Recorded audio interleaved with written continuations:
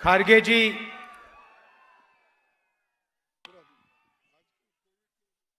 केसी वेणुगोपाल जी, रेवंत रेड्डी जी और स्टेज पे कांग्रेस पार्टी के वरिष्ठ नेता, सीनियर नेता, हमारे प्यारे कार्यकर्ता, भाइयों और बहनों, प्रेस के हमारे मित्रों, आप सबका यहां बहुत बहुत स्वागत, नमस्कार।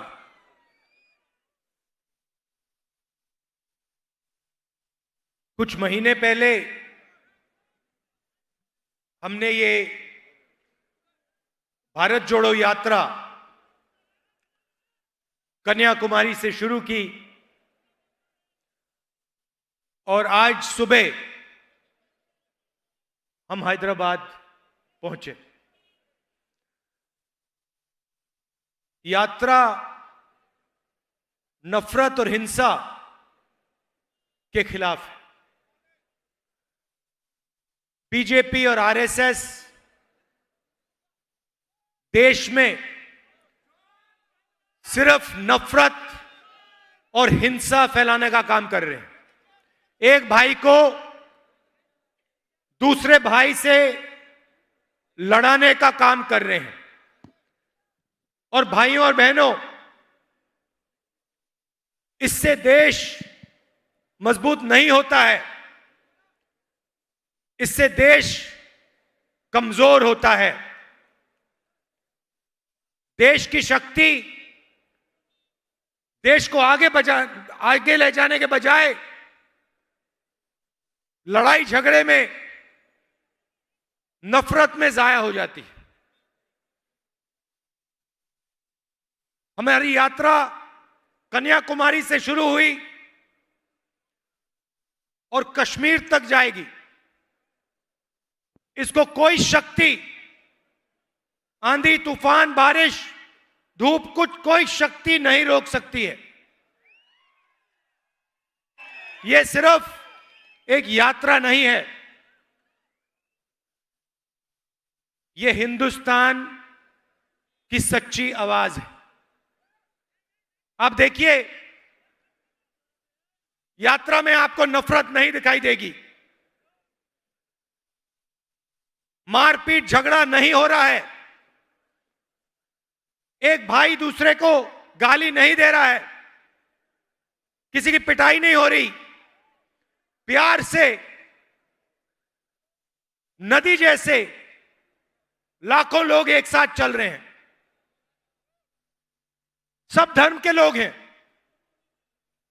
हर जात के लोग हैं, बुजुर्ग लोग हैं, युवा हैं, माताएं हैं, बहनें हैं, सब एक साथ चल रहे हैं। धक्का लगता है, कोई गिर जाता है, एकदम एक सेकंड में पूरी की पूरी भीड़ मदद करती है। कोई ये नहीं पूछता तुम्हारा धर्म क्या है, जात कौन सी है, कौन सी भाषा में बोलते हो, कहां रहते हो, ये सवाल नहीं पूछे जाते। एकदम एक साथ सब लोग गिरे हुए व्यक्ति को उठा देते हैं। यह हिंदुस्तान का इतिहास है, यह हैदराबाद का इतिहास है। यहां पे सब धर्म के लोग एक साथ भाईचारे के साथ रहते हैं।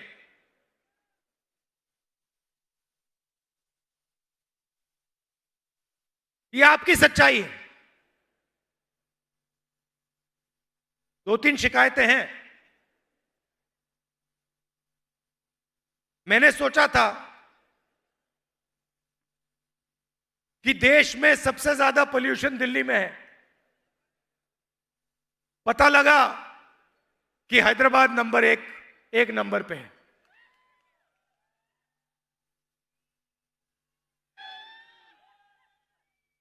और जब से यहां टीआरएस की सरकार है, तो यहां पे अब देखिए, सड़कों पे चले हैं,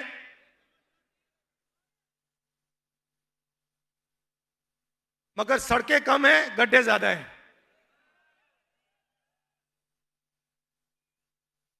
तो आपका जो इंफ्रास्ट्रक्चर है, जो होना चाहिए, वो नहीं है। खारगे जी ने कहा कि पार्लियामेंट में जब भी बीजेपी कोई बिल लाती है, उन्होंने 3 किसान, काले किसान वाले कानूनों की बात की, मगर जब भी लोकसभा में, राज्यसभा में बिल आता है, टीआरएस बीजेपी का एकदम समर्थन कर देती है। और अगर विपक्ष कोई मुद्दा उठा रहा है,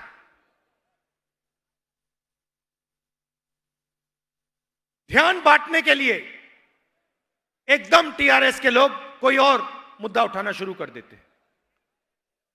भाइयों और बहनों, बीजेपी और टीआरएस एक साथ काम करते हैं।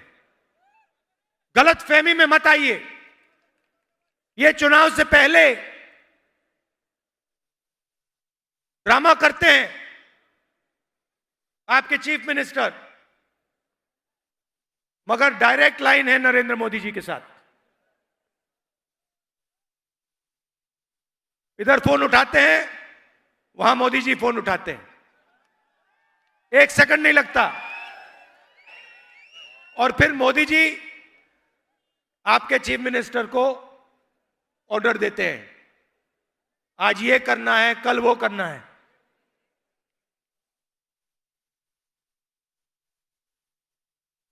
मैं अब महीनों से चल रहा हूं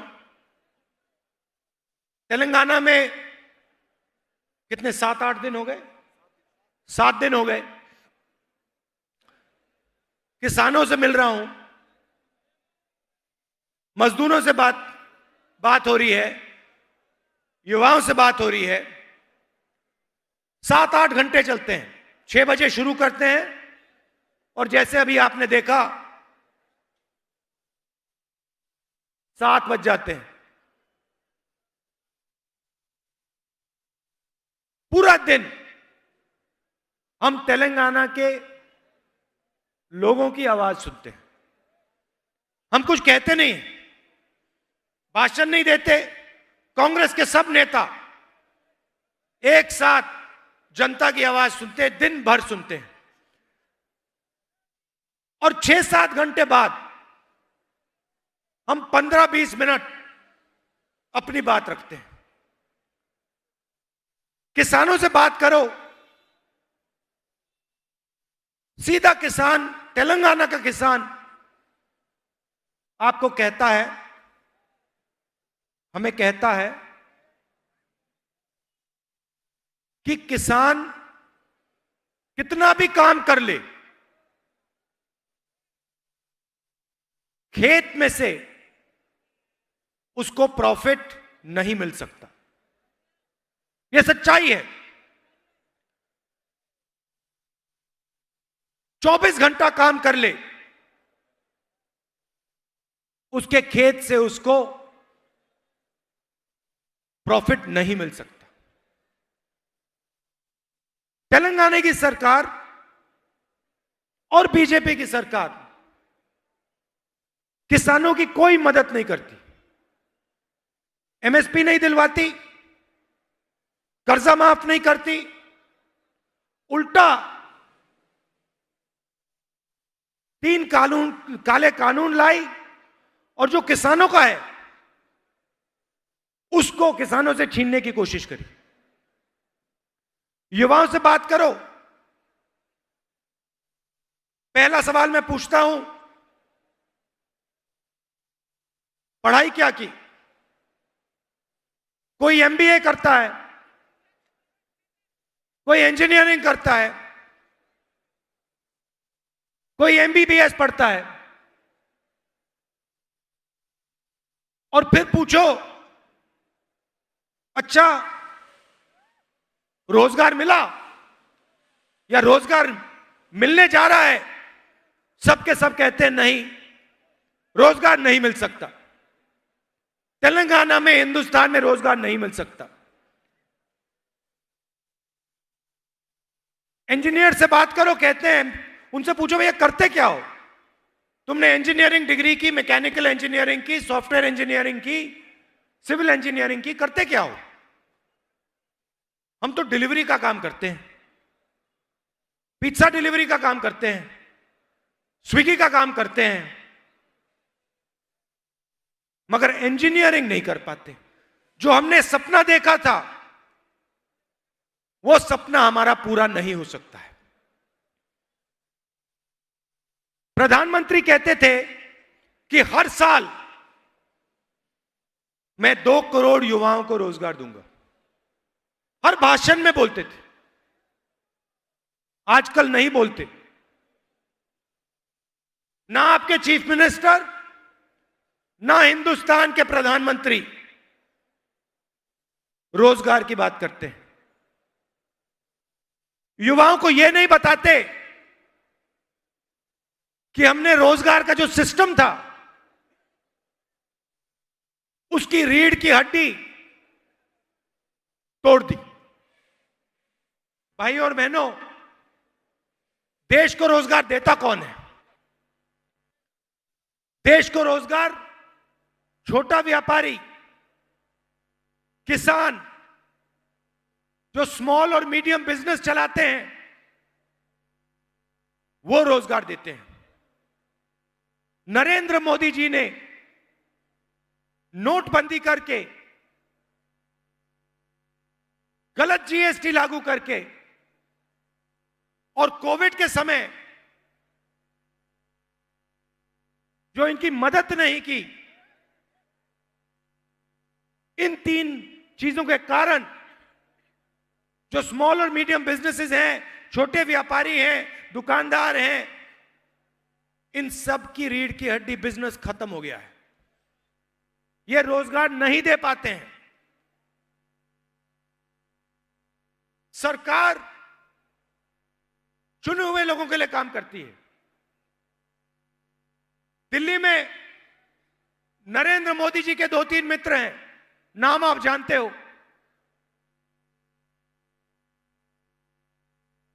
क्या? ये पूरा हिंदुस्तान जानता है, पूरा हिंदुस्तान जानता है कि इनके जो मित्र हैं, मैं तो हैरान हो गया। आज सुबह मैंने रेवंत जी से पूछा, ये अभी तक हैदराबाद का एयरपोर्ट है, ये उनके हवाले कैसे नहीं हुआ? अब देखना, देख लेना, थोड़ी देर बाद ये उसको उठा के ले जाएंगे। हिंदुस्तान के पोर्ट्स, सड़कें, एयरपोर्ट,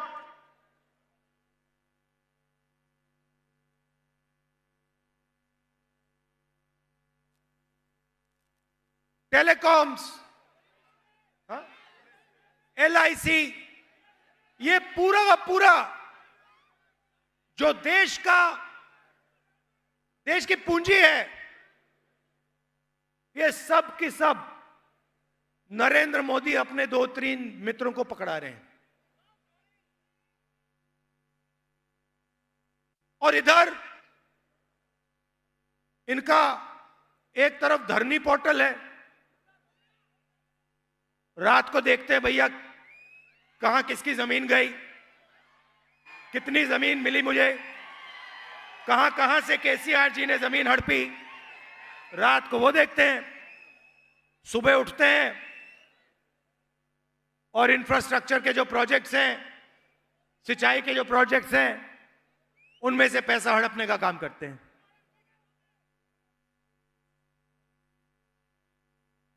और आप लोग एक तरफ बेरोजगारी, दूसरी तरफ महंगाई। अच्छा भैया, नरेंद्र मोदी जी कहते थे सिलेंडर बहुत महंगा हो गया है, 400 रुपए का हो गया है। याद है आपको? 400 रुपए का हो गया। अच्छा भाइयों बहनों, सिलेंडर कितने का है आजकल? अब प्रधानमंत्री जी इसके बारे में क्यों नहीं बोलते? उस टाइम कहते थे पेट्रोल का दाम 65 रुपए हो गया है। आज कितना हो गया पेट्रोल का दाम? एक शब्द नहीं बोलते। तो आप लोग, हिंदुस्तान के गरीब लोग, मिडिल क्लास के लोग, एक तरफ बेरोजगारी, दूसरी तरफ महंगाई, इन दोनों के बीच में आप पिस जाते हो, दब जाते हो। और पूरा का पूरा फायदा 2-3 उद्योगपतियों को मिलता है। वो जो भी सपना देखना चाहते हैं देख सकते हैं। उनको एयरपोर्ट चाहिए, पोर्ट चाहिए, जमीन चाहिए, एक सेकंड में उनको मिल सकती है। मगर अगर एक छोटा व्यापारी अपना बिजनेस चलाना चाहे, अगर एक दुकानदार लोन लेना चाहे, नहीं मिल सकता, सवाल नहीं उठता। ये लोग लाखों करोड़ रुपए का लोन ले सकते हैं। किसान लेता है, लोन लेता है, 50,000 रुपए का, लाख रुपए का लोन लेता है, वापस नहीं दे पाता है, एकदम उसको कहते हैं डिफॉल्टर हो, जेल के अंदर कर देते हैं, डंडे मारते हैं, लाठी मारते हैं, जेल के अंदर कर देते हैं। मगर अगर अरबपति लोन लेता है, वापस नहीं दे पाता, तो उसको डिफॉल्टर नहीं कहते, उसको कहते हैं ये तो नॉन परफॉर्मिंग एसेट है। तो 2 हिंदुस्तान बन रहे हैं, एक चुने हुए अरबपतियों का, जो भी करना चाहते कर सकते हैं, इनके लिए कोई कानून नहीं है, जो भी सपना ये देखना चाहते देख लेते हैं, पूरा कर देते हैं। और दूसरा हिंदुस्तान गरीबों का, किसानों का, मजदूरों का, मिडिल क्लास का, छोटे व्यापारियों का, स्मॉल और मीडियम बिजनेस चलाने वालों का, उसमें आपको कोई सपना नहीं दिख सकता। और अगर आपने सपना देखा, पूरा होने का सवाल ही नहीं। यह है हिंदुस्तान। इसीलिए हमने भारत जोड़ो यात्रा शुरू की, महंगाई के खिलाफ, बेरोजगारी के खिलाफ, और ये जो हिंसा फैला रहे हैं, नफरत फैला रहे हैं, इसके खिलाफ।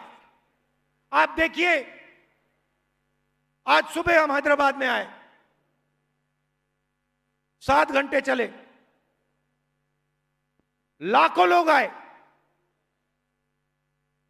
आपने अपना पूरा प्यार, पूरी शक्ति यात्रा को दे दी।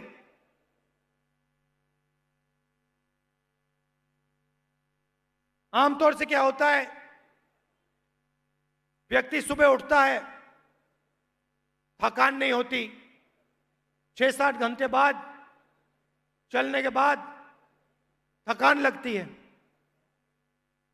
आप किसी भी यात्री से पूछ लीजिए, मुझसे मत पूछिए, आप किसी भी यात्री से पूछ लीजिए और वो आपको बताएगा शाम को जो हम कदम लेते हैं, उसमें सुबह वाले कदम से कम थकान होती है। अजीब सी बात है, किसी भी यात्री को थकान नहीं हो रही है।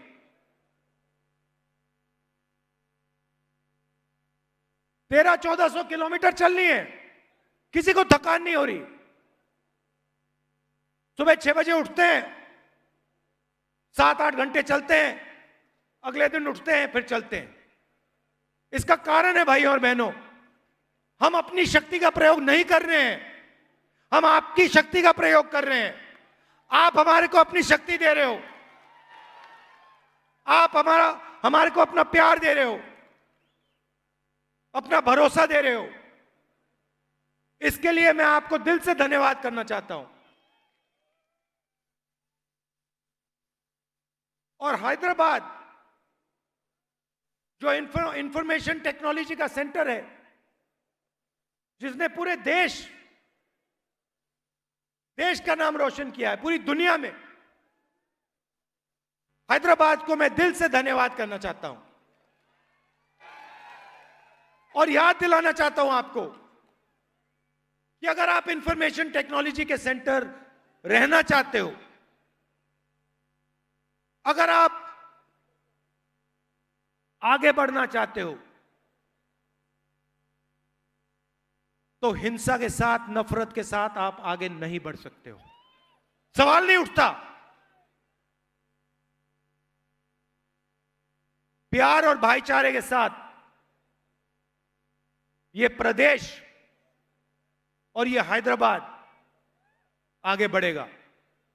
यह आपका इतिहास है, यह आपकी हिस्ट्री है, यह आपका कल्चर है, यह आपका डीएनए है। इसके लिए मैं आपको दिल से धन्यवाद करता हूं। बहुत बहुत बहुत बहुत धन्यवाद। नमस्कार, जय हिंद। भाइयों और बहनों, आज हम राहुल गांधी जी को मुबारकबाद देते हैं, उनका धन्यवाद करते हैं, उनका शुक्रिया अदा करते हैं। और साथ ही साथ हमारे दरमियान में एआईसीसी के नए सदर आली जनाब मल्लिकार्जुन खड़गे जी का भी हम तेलंगाना के जानिब से, हैदराबाद के जानिब से धन्यवाद करते हैं। भाइयों बहनों, आप लोग जानते हैं कि 7 सितंबर से कन्याकुमारी से श्री राहुल गांधी जी ने भारत जोड़ो, भारत में नफरत को खत्म करो, भारत को फिर से मोहब्बत लाओ, और उस भारत को देखना चाह रहे जो महात्मा गांधी जी का, जो पंडित जवाहरलाल नेहरू जी के ख्वाब थे, उसको पूरा करने के लिए उन्होंने आज हमारे दरमियान में आए तक 55 दिन हो गए हैं, और यहाँ कश्मीर तक जाएंगे। पूरा 4 महीने की यात्रा है, अभी 55 दिन हुए हैं, और 1400 किलोमीटर उन्होंने आज तक अपना सफर पूरा किया है। भाइयों और बहनों, यह सफर किसी के लिए नहीं, हम